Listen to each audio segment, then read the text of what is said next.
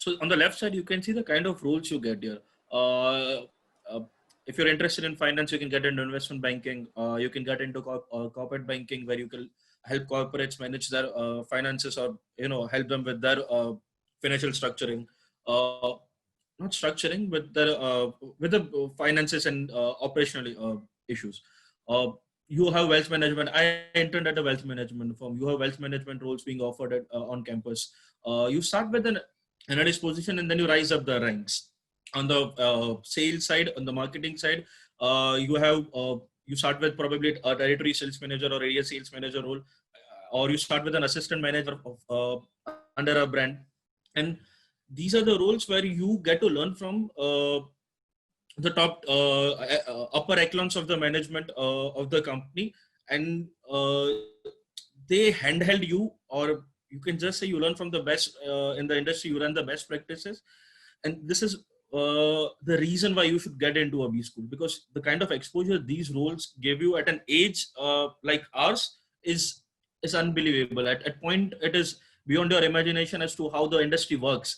And when you end up working with these people, when you end up seeing how they think, it's beyond. I just can't put it into words how happy you'd feel when you get the kind of exposure. In case management is your thing, then trust me, that kind of exposure you get is incomparable. Uh, on the right side, you have the kind of firms that recruit at tier 1 colleges. You have JP Morgan and Goldman Sachs recruiting on the financial sides. ATK, McKinsey and company recruit for the consulting work. So you can take a look at the kind of roles and the companies that come to the campuses, and maybe if you have a question pertaining to these, we'll take it up in Q&A. Yeah, thanks, Aashay. I'll just add one more point here. So, for example, what kind of competition you guys will face while appearing for placements in your MBA? So, I just want to, talk about it. So, you will face competition from people who are from IITs and NITs, right?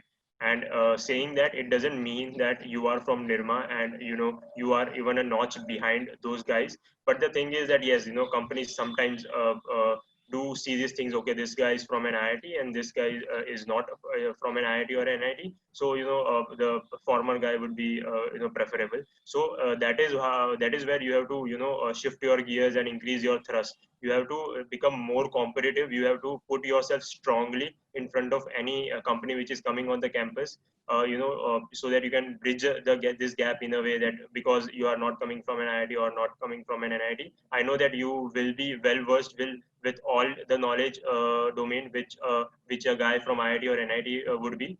But again, there is this perception that okay, he's not from IIT, or someone who has not completed his engineering from IIT NIT will be somewhat way behind that than someone who has completed it from IIT and NIT. So that is your competition. That is how you have to you have to punch above your weight always, so that you always gain a competitive advantage from those guys.